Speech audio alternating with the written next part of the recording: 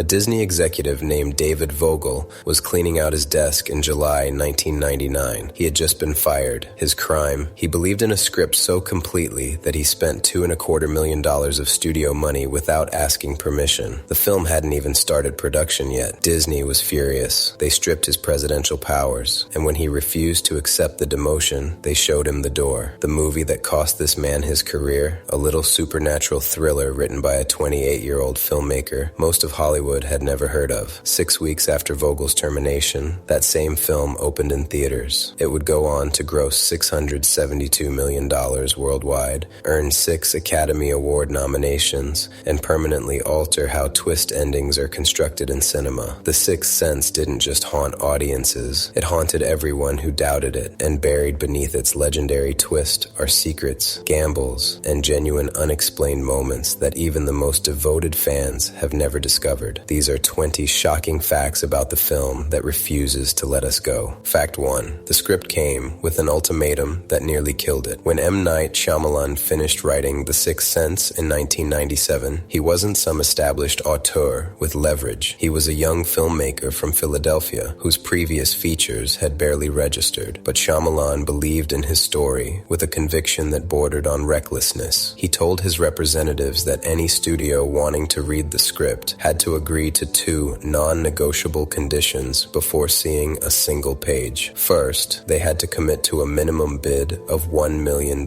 Second, Shyamalan had to be attached as director, no exceptions, in an industry where unknown writers routinely surrendered creative control just to get produced. This was career suicide. Studios balked, executives laughed, but Shyamalan refused to budge. He understood something they didn't. The twist at the heart of his story was so delicate, so dependent on precise execution, that handing it to the wrong director would destroy everything. He was willing to let the script die unsold rather than watch someone else ruin it. That gamble should have ended his career before it began. Instead, it created one of the defining films of the decade. Fact 2. Disney bought the script in a panic and immediately regretted it. When David Vogel, then president of production at Walt Disney Studios, finally read The Sixth Sense, he recognized something extraordinary. He also knew that other studios were circling. A bidding war was forming, and Vogel made a split-second decision that would define his legacy. He purchased the rights for $2.25 million without obtaining corporate approval. This wasn't how things were done at Disney. Executives didn't spend millions on passion projects from unknown filmmakers without committee meetings, market research, and bureaucratic sign-offs. The studio was livid. They demanded Vogel restructure his contract and relinquish some of his authority. He refused. By July 1999, he was gone. But here's the twist Disney never saw coming. They had so little confidence in the film that they sold production rights to Spyglass Entertainment, keeping only distribution rights and 12.5% of box office receipts. When The Sixth Sense became a phenomenon, Disney watched hundreds of millions of dollars flow to another company. The executive who believed it was punished. The studio that doubted missed the fortune. Fact 3. Bruce Willis was contractually obligated to star in this film. The casting of Bruce Willis as child psychologist Malcolm Crowe wasn't entirely a creative choice. It was partially a legal settlement. In 1997, Willis had been attached to star in and produce a Disney film called Broadway Brawler. Production was a disaster. Willis reportedly fired the director and most of the crew within 3 weeks of shooting. Disney pulled the plug entirely, absorbing a $17.5 million loss. Willis didn't walk away clean. To compensate for the studio's catastrophic losses, he signed a 3-picture deal where a portion of his salary on each film would help cover Disney's Broadway Brawler debt. The first film was Armageddon, the second was The Sixth Sense, the third was The Kid. What began as Hollywood penance became one of the most acclaimed performances of Willis's career. Sometimes obligation produces art.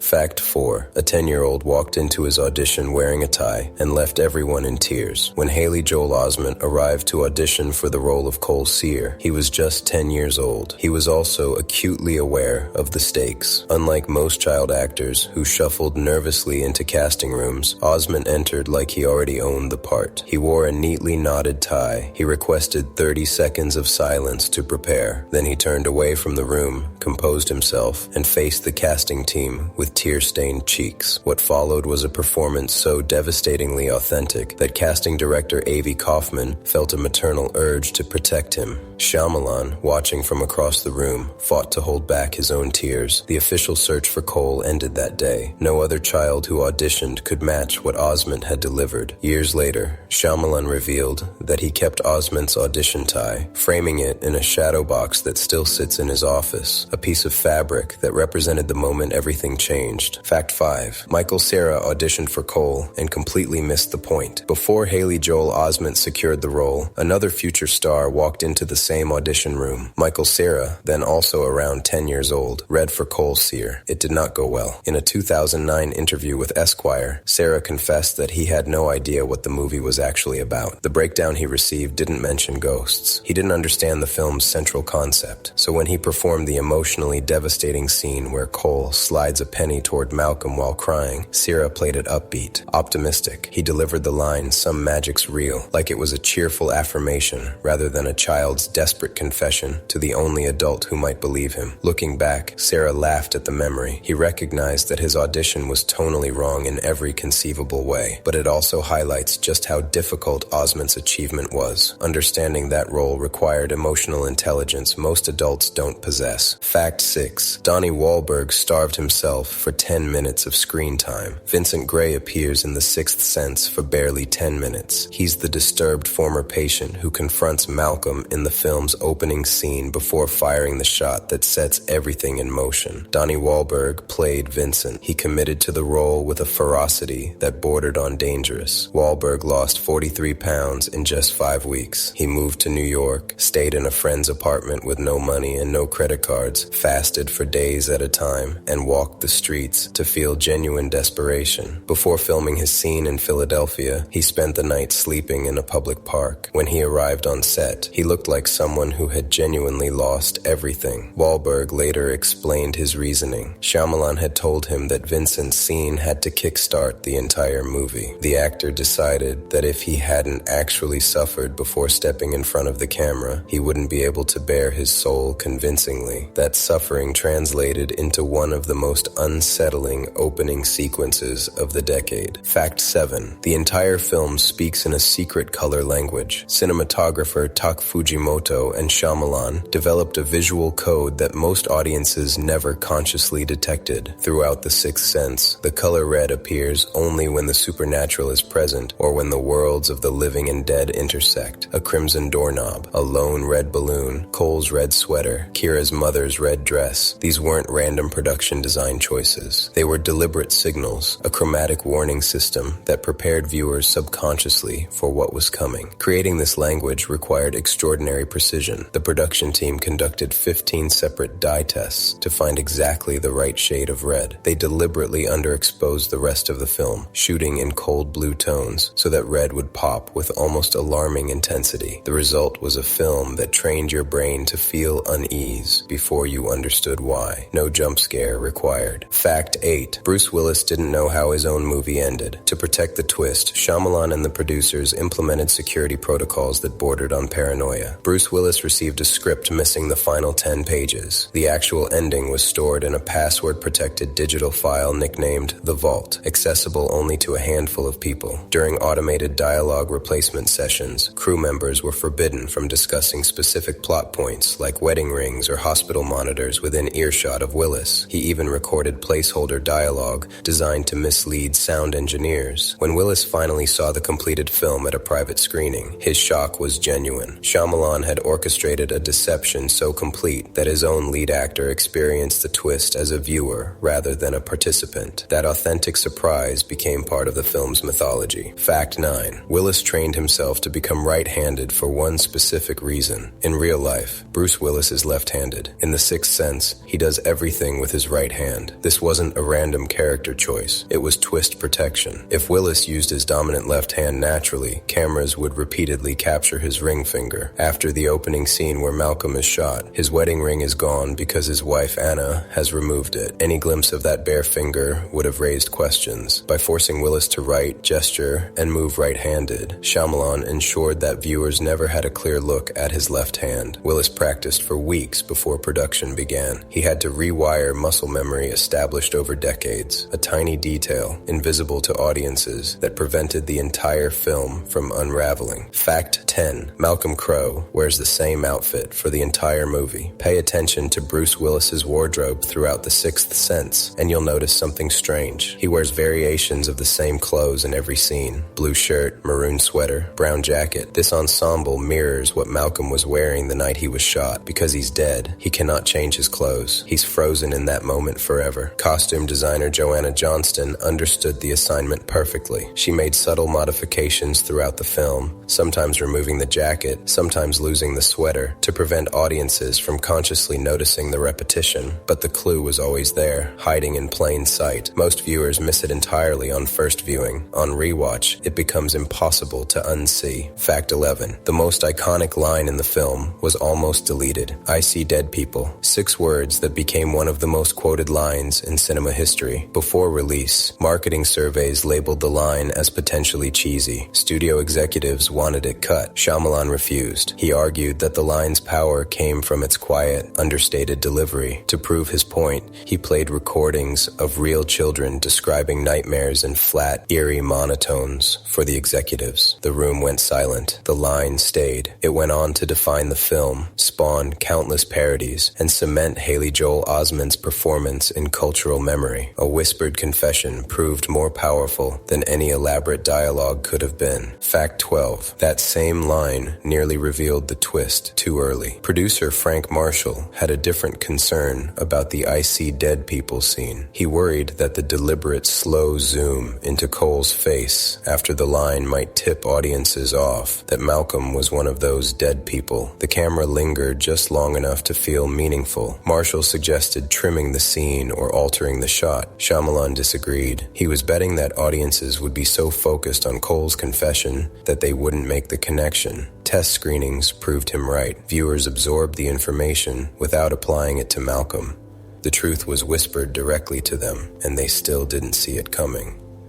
Fact 13. The soundtrack nearly spoiled everything. The score for The Sixth Sense was composed by James Newton Howard. It's haunting, restrained, and essential to the film's atmosphere. It also nearly destroyed the twist before anyone saw the movie. The final track on the original soundtrack, CD, was titled Malcolm is Dead. The soundtrack released only weeks after the film opened, but anyone who happened to browse the track listing at a record store before buying their movie ticket would have had the entire experience ruined. After years of careful secrecy, meticulous script protection, and elaborate misdirection, the twist almost fell apart because someone forgot to give the final track a vague title. Fact 14. Cole's visible breath was achieved through genuine torture. When Cole sees ghosts, his breath becomes visible, as if the temperature around him has suddenly plummeted. This wasn't CGI. Shyamalan insisted on practical effects because digital breath simulation in 1999 wasn't convincing enough for his standards. The solution was brutal. Crew members draped massive plastic sheeting over sets and pumped in freezing cold air until temperatures dropped below freezing. Osment, often wearing only underwear for these scenes, had limited time before the cold became dangerous. His shivering was real. The goosebumps were real. The discomfort visible in his performance wasn't acting. Shyamalan believed that practical effects forced authentic reactions that no digital enhancement could replicate. He was right. Fact 15. A deleted scene would have changed the entire tone of the film. In the released version, Shyamalan makes a brief cameo as Dr. Hill, a pediatrician who questions Cole's injuries. His original cameo was significantly darker. Shyamalan had filmed a scene where he played a suicidal pharmacy clerk at an emotional breaking point. The scene was intended to demonstrate Cole's sensitivity to pain in the living, not just the dead. After reviewing footage, Shyamalan cut it entirely. He felt the scene risked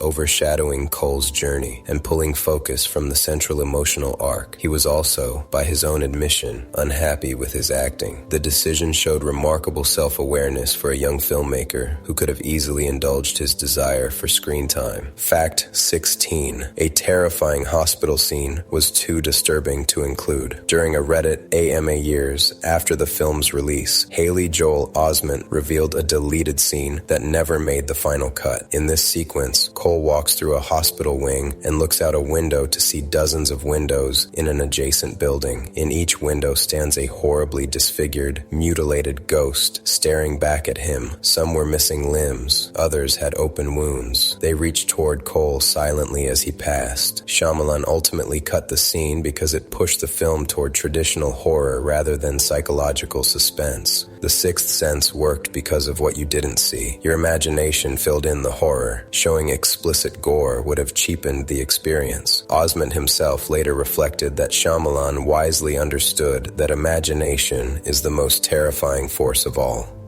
Fact 17. Toni Collette was cast without the studio ever seeing her audition. When Toni Collette came in to read for Lynn Sear, Cole's exhausted and overwhelmed mother, she had just finished another film that required her to shave her head completely. By the time she auditioned for The Sixth Sense, her hair hadn't grown back. Shyamalan was immediately impressed by her emotional range and raw vulnerability. He was also terrified that Disney would reject her based on appearance alone. So he made a calculated decision. He never showed the studio her audition tape. Instead, he advocated for her relentlessly behind the scenes, describing her work in Muriel's Wedding and emphasizing her extraordinary talent. Bruce Willis backed him, having loved that same film. Disney agreed to the casting without ever seeing Collette read a single line. Throughout the entire Sixth Sense, Toni Collette wears a wig. The hairpiece was borrowed from the production of Velvet Goldmine because the Sixth Sense budget didn't even include money for a new one.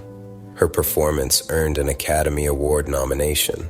Fact 18. Mischa Barton's sister had a breakdown during post-production. Mischa Barton was 13 years old when she played Kira Collins, the ghost girl who appears vomiting under Cole's bed. The scene is one of the most disturbing moments in the film. Barton didn't fully understand how terrifying her performance was until post-production. During an ADR session in New York, her younger sister accompanied her into the recording booth. When the scene played on the monitor, her sister screamed at the top of her lungs. In a recording environment where absolute silence is mandatory, the outburst forced the entire session to pause. Crew members rushed to check on the young girl, who was genuinely traumatized by what she'd seen. Barton later described it as the moment she realized the film's power. She had created something so viscerally frightening that it overwhelmed her own family. That authenticity is precisely why the scene continues to haunt viewers decades later. Fact 19. The filming locations may have been genuinely haunted. Many interior scenes in The Sixth Sense were filmed in a decommissioned convention center in Philadelphia. The building had stood largely empty for years, featuring long marble corridors, cavernous stairways descending deep underground, and a vintage architectural grandeur that perfectly suited the film's eerie aesthetic. Osment later described the location as having the same unsettling energy as the Overlook Hotel in The Shining. He mentioned that he believed John F. Kennedy had given a campaign speech there in 1960,